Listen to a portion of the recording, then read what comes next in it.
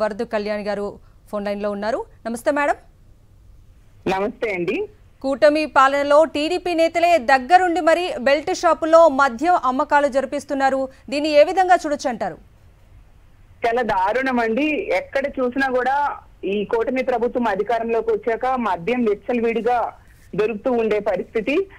వీళ్ళు అధికారంలోకి వచ్చాక బెల్ షాప్స్ పెరిగిపోయాయి. అలాగే పెర్మిట్ రూమ్స్ కి అఫీషియల్ గా పర్మిషన్ ఇచ్చి మరి 5 లక్షలు కడితే పెర్మిట్ రూమ్ ఇచ్చేట్టుగా గవర్నమెంట్ ఇచ్చే పరిస్థితి, దారుణమైన పరిస్థితులు ఉన్నాయి. ఇప్పుడు కొత్తగా కల్తీ మద్యం కూడా దొరకడం స్టార్ట్ అయింది. అంటే ఎంత దారుణంగా మద్యం విచ్చలవిడిగా ఈ కూటమి ప్రభుత్వం అధికారంలోకి వచ్చాక దొరుకుతుందో మనం చూస్తూ ఉన్నాము. దీని వల్ల ఏమవుతుందంటే ఈ మద్యం తాగడం, వాళ్ళేమో వచ్చి గ్రామాల్లో ఆ చిన్న పిల్లల మీద, మహిళల మీద అఘాయిత్యాలు చేయడం, అలాంటి దారుణమైన పరిస్థితులు మనం రోజు చూస్తూ ఉన్నాము. అసలు ప్రతి సందర్భంలో కూడా ఈ మద్యము మాఫియాని కంట్రోల్ చేయడం పోయి వాళ్ళకి టీడీపీ వాళ్ళే, ప్రభుత్వమే ఎంకరేజ్ చేస్తూ ఉండే పరిస్థితి.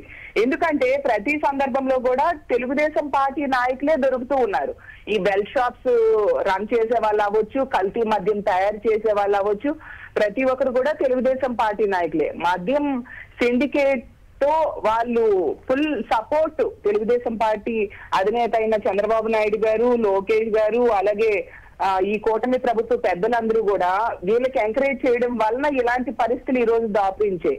ఎందుకంటే ఈ ములకల చెరువులో మద్యం దొరికింది, కల్తీ మద్యం దొరికింది. ఈ రాష్ట్రంలో ఏ బెల్ షాప్స్ మీద వీళ్ళు దాడి చేశారు, అసలు ఏ మద్యం షాప్స్ మీద వీళ్ళు తనిఖీలు నిర్వర్తించారు, ఎక్కడా చేయలేదు. ఎందుకంటే ఆ అధినేతల తాలూకా ఎంకరేజ్మెంట్ ఉండడం వలన ఈ రోజు పరిస్థితులు ఎంత దారుణంగా ఉన్నాయి.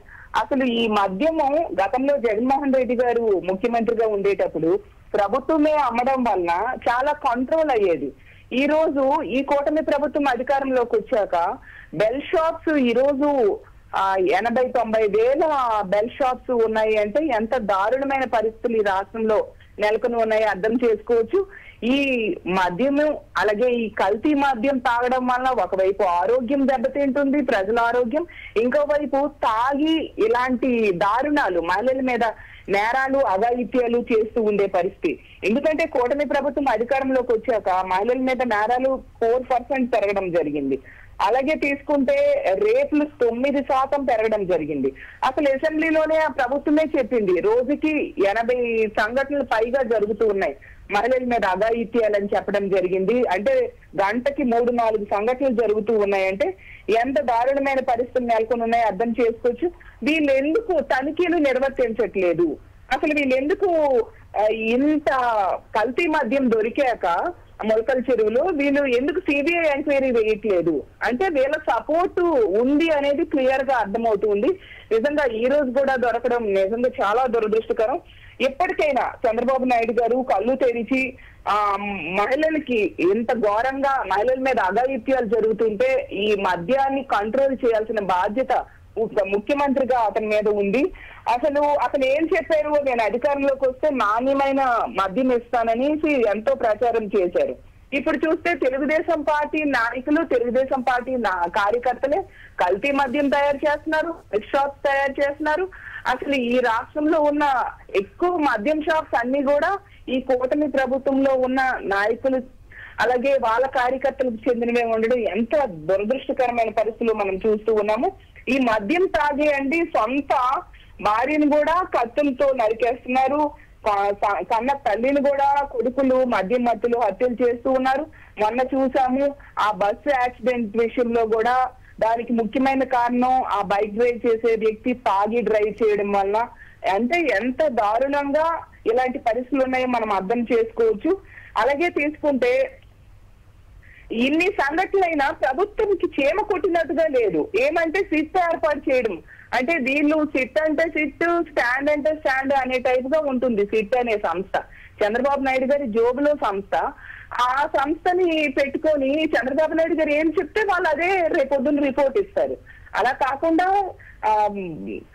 సిబిఐ ఎంక్వైరీ వేయాలని మేము ఎప్పటి నుంచో డిమాండ్ చేస్తున్నాం. ఇది బయటకు వచ్చిన దగ్గర నుంచి కూడా ఎందుకు వీళ్ళు వేయట్లేదు? వీళ్ళు కేంద్రంలోనే వీళ్ళు ఎలియన్స్ లో ఉన్నారు. కేంద్ర ప్రభుత్వం చెప్పి సిబిఐ ఎంక్వైరీ వేయడం ఎంత స్టేట్ వీళ్ళకి అంటే వీళ్ళ తాలూకా ఇన్వాల్వ్మెంట్ ముడుపులు అన్ని ఉన్నాయి కాబట్టి ఈ విధంగా చేస్తూ ఉండే పరిస్థితి మనకు అర్థమవుతూ ఉంది. అసలు తీసుకుంటే ఎప్పటికైనా ఈ కల్తీ మద్యము ఎక్కడెక్కడ దొరుకుతుంది అనే దాని మీద, ఈ బెల్ షాప్స్ మీద పెర్మిట్ రూమ్స్ లేకుండా చేయాలి. అలాగే ఈ లిక్కర్ షాప్స్ మీద దాడులు చేయాల్సిన అవసరం ఉంది.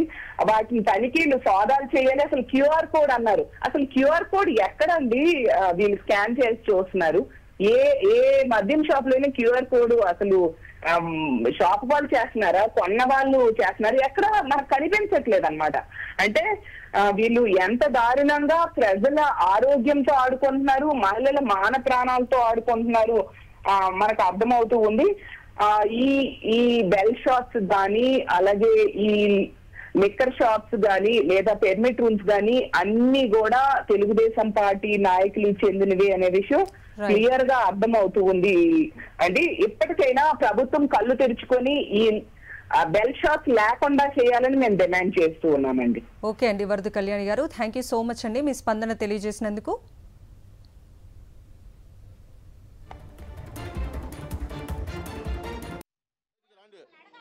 షాప్ మీదే షాప్ మీదే షాప్ ఏం చెప్పు? షాప్ మాదే మాదే షాపు. రాండి బయటికి రాండి. దౌర్జన్యం షాప్ మీదే షాప్ మీదే షాప్ ఏం చెప్పు? షాప్ మాదే మాదే షాపు.